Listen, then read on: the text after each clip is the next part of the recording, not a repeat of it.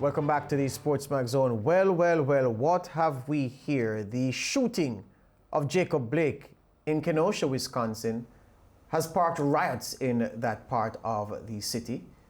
The latest from Blake's family is that his spine was severed, vertebrae damaged, and for the moment he is paralyzed. His father, Jacob Blake Sr., relating the update on his medical condition to reporters. Now that mayhem has sparked in the city in the wake of Jacob Blake's shooting, and the question emerged again: why are black people in the United States of America sitting ducks? Why is it that a white man doesn't have to tell his black children to be careful if they encounter law enforcement on the nation's streets? But as a black parent, you better tell your children that, and even that will not help them, because even if they are anodyne in dealing with the police, the worst can happen. And as we saw from that video, Jacob Blake was walking away from the police, going into his vehicle. His shirt was grabbed and he was shot 8 times. There were 7 shots heard on the video, but his father says the doctors plugged 8 holes in his son's back. Shot 8 times while walking away from the police, entering a vehicle. I don't know a more non-threatening situation. Well, the Milwaukee Bucks, Milwaukee is in Wisconsin. The Bucks boycotted today's Game 5 against the Orlando Magic inside the NBA bubble in Disney World, and clearly that is a mark of protest at the shooting of Jacob Blake and the broader issue of the wanton disregard for the rights of black people as practiced by too many law enforcement officers in the United States, especially white policemen.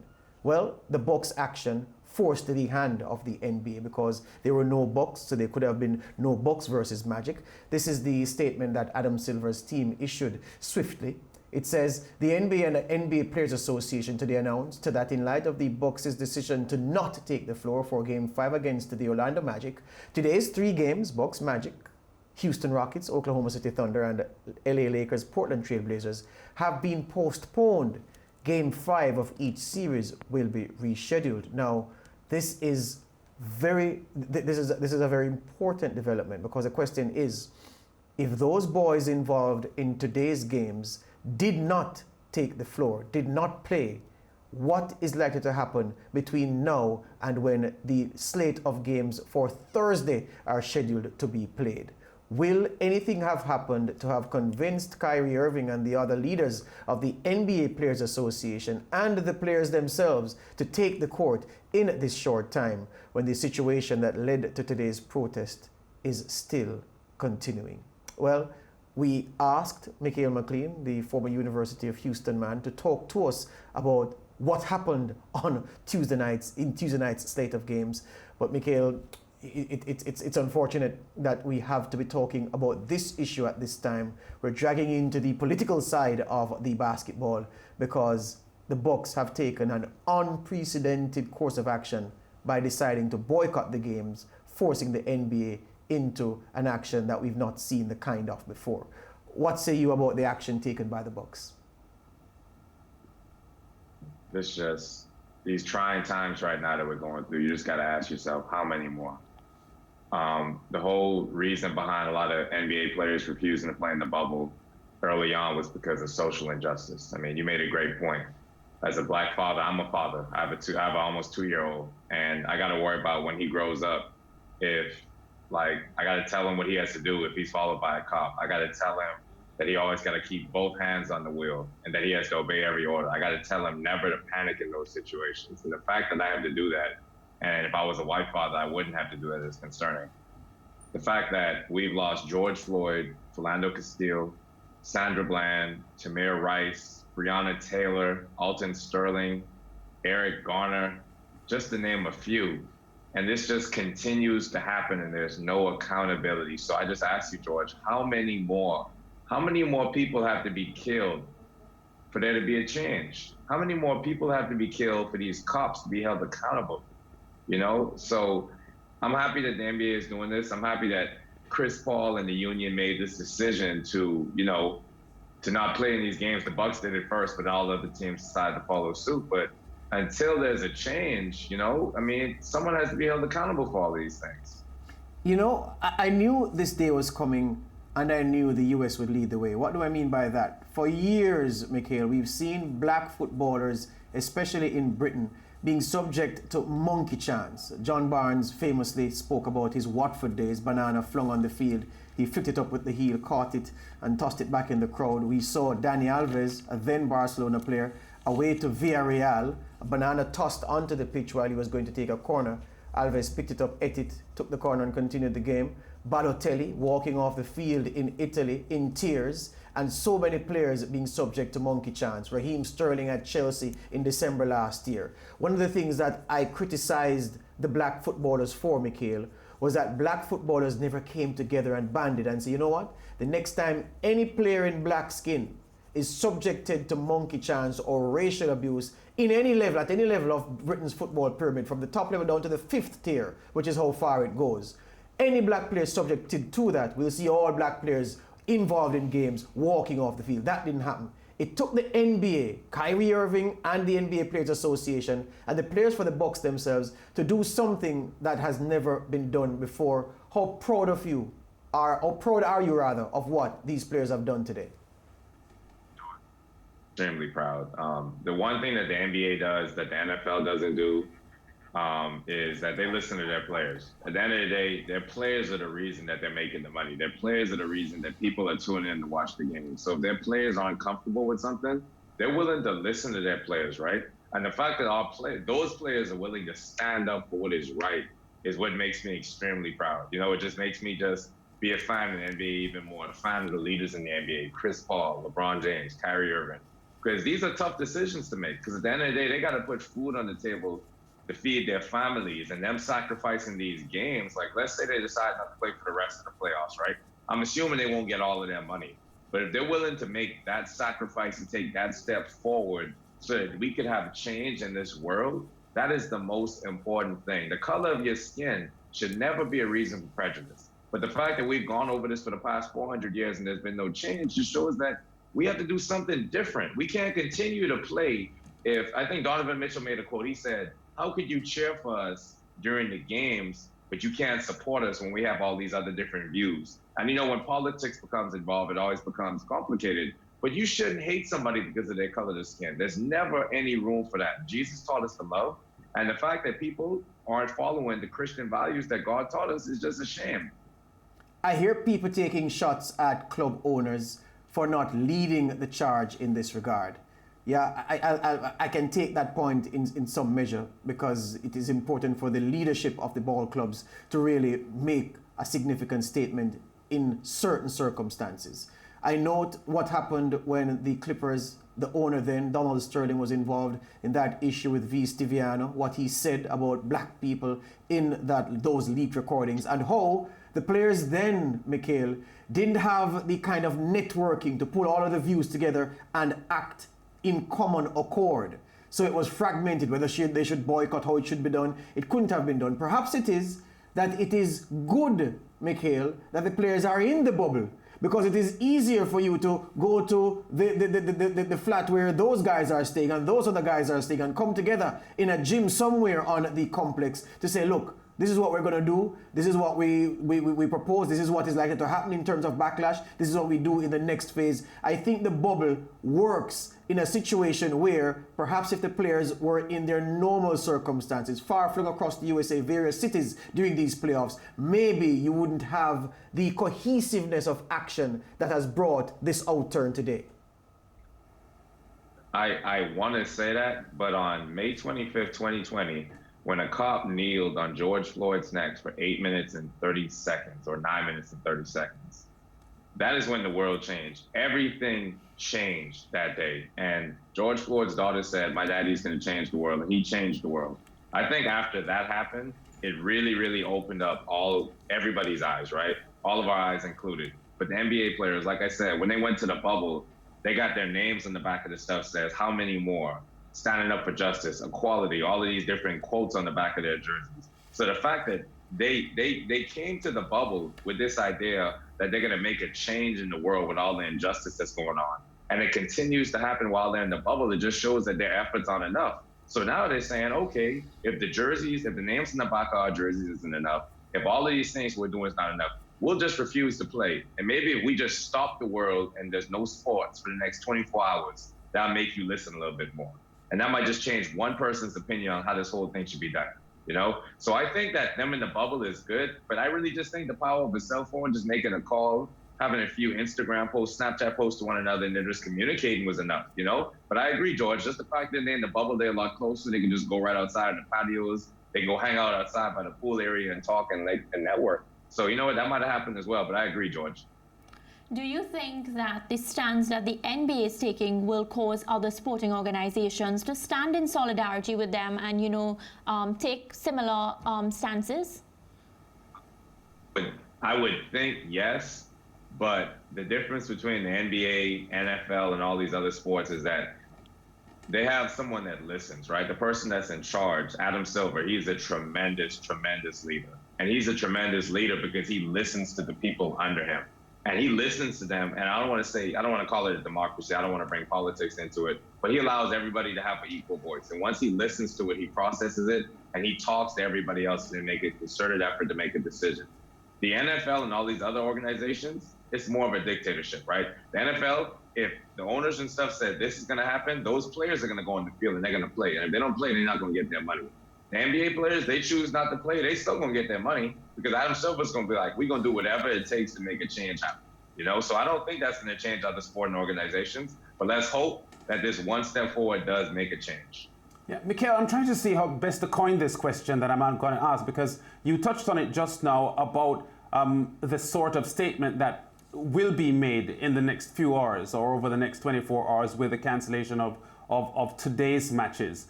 We remember prior to the restart of the NBA, there was a lot of conflict over whether the players should play or not. Of course, you remember that there are several who stayed away and felt that they had to devote a lot of their time to the fighting, for the Black Lives Matter movement. Now that the NBA restarted and we've come to a position like we have today, how huge a statement do you think this is today with the temporary, because we think it might be a temporary halt of the season, as against if they hadn't started the NBA or restarted the NBA anyway? But that's such a good question, because I think if they didn't start the NBA up, it wouldn't have gotten a lot of these guys to play in the games. And the games are important, but the thing I've enjoyed most about the bubble is the post-game press conferences. I don't know if you guys saw Doc Rivers' post-game press conference yesterday. It was outstanding. It's going viral on the internet, and he made so many great points. And the fact that these guys can go and they can play in these games where they have millions and millions of people watching, and then they go to the press conference and they're saying, we still need justice for Breonna Taylor. We still need justice for George Floyd. I think that's more important. But the fact that they did all of this and this still happened to Jacob Blake just shows that it's not enough. So I'm interested to see if this is a temporary pause, a temporary delay in game. So I'm interested to see if they just cancel the entire playoffs. If the players decide that they don't want to play for the rest of the playoffs, the union's going to have to listen to them, because the players are the ones that make the decisions at the end of the day.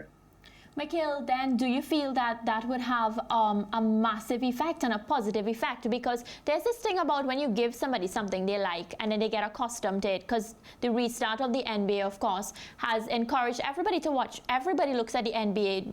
It doesn't have a skin color to look at basketball and enjoy it. So you give it to them and then you cancel the entire season, then definitely that would affect some sort of change. I agree. I do think that will make a change. So at the end of the day, they just got to make a decision. And like I said, whatever the players decide on doing, it's going to change the world. We just got to continue taking every little step forward to make a change in the world.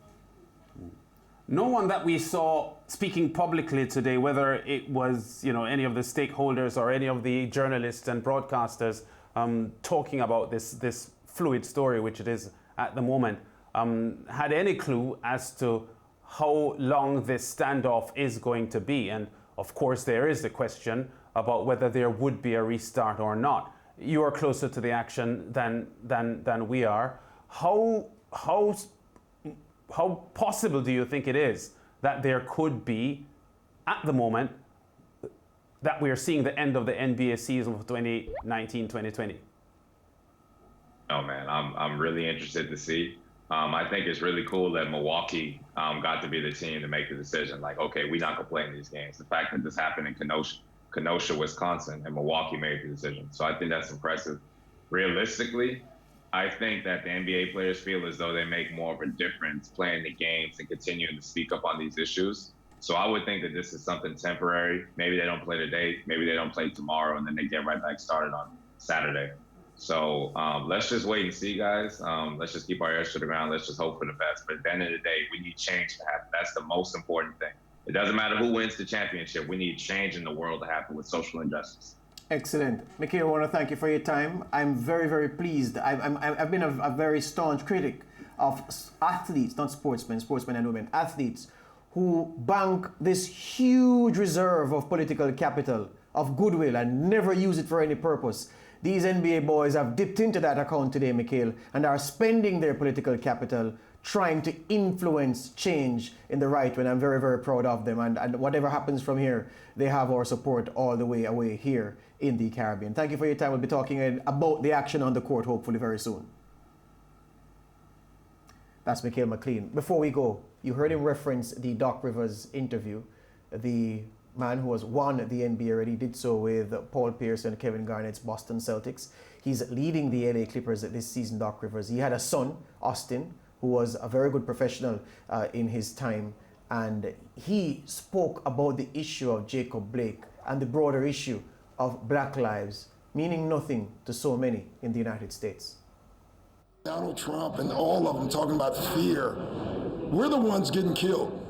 We're the ones getting shot. We're the ones that we're denied to live in certain communities. We've been hung, we've been shot, and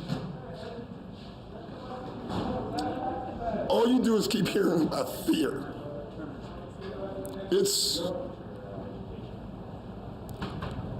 amazing to me why we keep loving this country and this country does not love us back. Can't add anything to what the doc said just now. What about LeBron James? He says,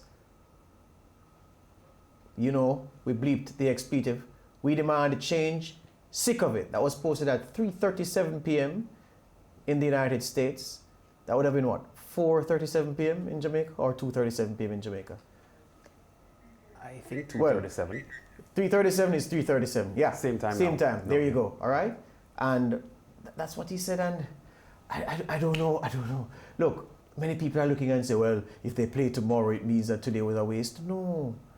They've taken an unprecedented action. If you go through history, team, if you come through history, you'll find many instances of teams, whether a national team, well, more than likely a national team, involved in boycott or blocks of countries involved in boycott. Lance is a man for the Olympics. He knows what happened in 1980. He knows what happens in 1976, the Olympics before that, when African countries stayed away because of the boycott over apartheid. He knows what happened in 1984 when the Soviet bloc countries and Cuba, trying to get back at the US for boycotting Moscow in 1980, did not go to LA in 1984. So history is replete with examples. Even the West Indies, there was a cricket tour in 1996. The West Indies didn't go to Sri Lanka, them and Australia, because of the bombing, a huge bombing incident in Sri Lanka at the time. So there have been sports teams, national teams, who've not toured countries or gone to events to make a political point. But if you comb history, you will not find a prominent professional sports team taking the stance that the Milwaukee Bucks have done today. And that's why today will go down in history as a significant day, regardless of what comes after this, the complexion that what takes on.